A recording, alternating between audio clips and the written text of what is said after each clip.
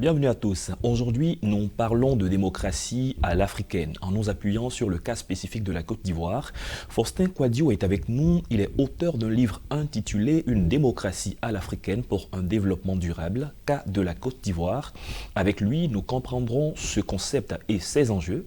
On dira bienvenue Faustin Kouadio. Vous êtes ingénieur agronome et vous parlez beaucoup des questions de paix et de démocratie. Avec vous, nous allons comprendre ce qu'est une démocratie à l'africaine pour un développement durable et surtout le cas spécifique de la Côte d'Ivoire. Encore bienvenue. Merci bien, M. Oumar. Alors pour commencer, c'est quoi la démocratie à l'africaine? Merci bien, M. Oumar. Je voudrais vous remercier une fois de plus pour m'avoir invité. Je ne dirais pas la démocratie à l'africaine, je dirais plutôt une démocratie à l'africaine. Mais avant, permettez que je définisse la démocratie à l'occidentale, qui, elle, est universelle et que je comprends comme étant une forme de gouvernance où s'exerce la volonté de la majorité du peuple en tenant compte de la vie de la minorité. Il s'y exerce aussi le principe de la légitimité des institutions et de la liberté de penser, de s'exprimer et de choisir, sans oublier le principe de l'égalité de tous. La forme de démocratie que moi je propose à l'Afrique, et particulièrement à la Côte d'Ivoire, est une forme de gouvernance qui emprunte les fondamentaux de la démocratie à l'occidentale, auxquels j'incorpore certains principes africains, particulièrement le consensus et d'autres principes.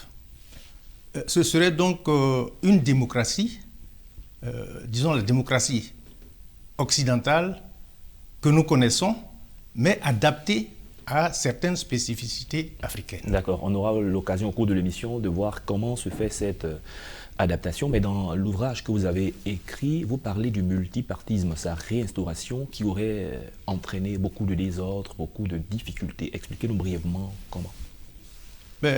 C'est justement la raison pour laquelle nous avons réfléchi pour faire cette proposition.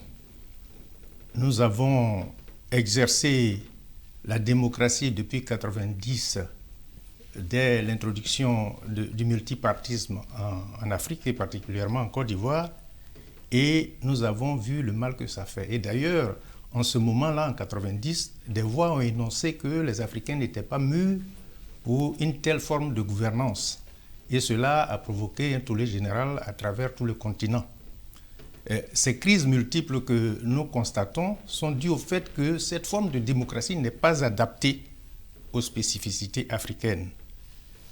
Et c'est pour ça que nous proposons une forme de démocratie qui, elle, est adaptée, à notre sens, à nos spécificités. D'accord, avant d'arriver à cette adaptation, vous parlez également d'ethnicisation qui pourrait être valorisée.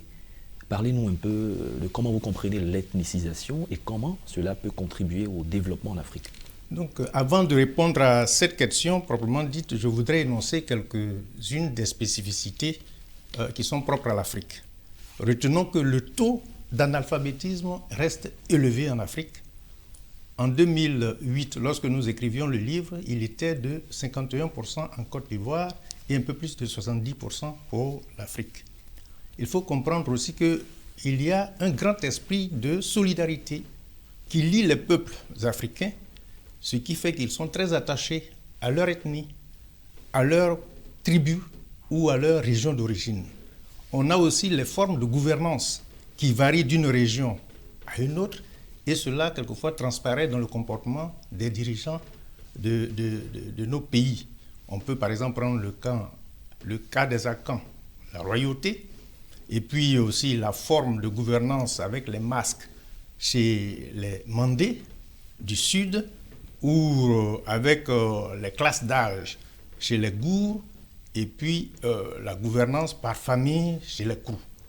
Alors, je voudrais signaler également un fait qui est important, c'est le peuplement de la Côte d'Ivoire qui s'est achevé au XVIIe siècle, vers la fin du XVIIe siècle et au début du XVIIIe, avec l'arrivée des Akans du Ghana et puis les Krous du Libéria. Et tout ceci a fait qu'en Côte d'Ivoire, nous avons 4 grands groupes ethnico-linguistiques, que sont les Akans, qui en 1998, au recensement, représentaient à peu près 31% de la population.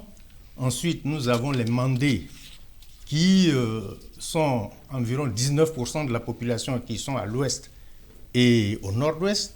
Les Gours, à peu près 13%, qui sont au nord.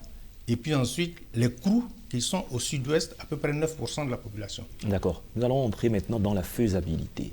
Il y a 4 groupes ethnico-linguistiques en Côte d'Ivoire. Oui. S'il doit y avoir une démocratie, selon les spécificités de notre modèle africain, expliquez-nous brièvement comment ça va marcher. Alors, nous avons utilisé le principe qui veut que pour évoluer, il faut souvent remplacer ses défauts par ses qualités. Alors, nous disons que le défaut ici que nous voulons changer ou que nous voulons utiliser, c'est le fait que l'Africain se défait difficilement de son ethnie ou de son clan. Alors, nous disons que nous instaurons une forme de gouvernance tournante entre ces 4 grands groupes ethnico-linguistiques, tout en instaurant une compétition entre les partis politiques.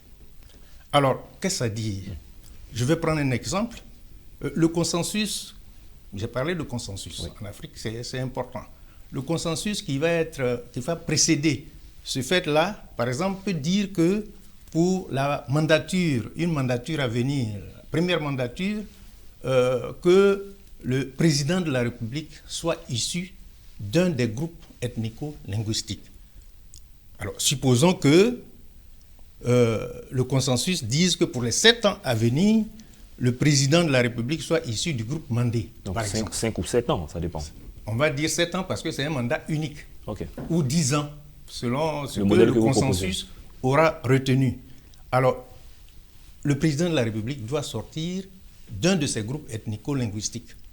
Alors, je prends l'exemple, tous les partis politiques, PDCI, RHDP, FPI, UDPCI, chacun présente donc une personnalité issue de ce groupe ethnico-linguistique.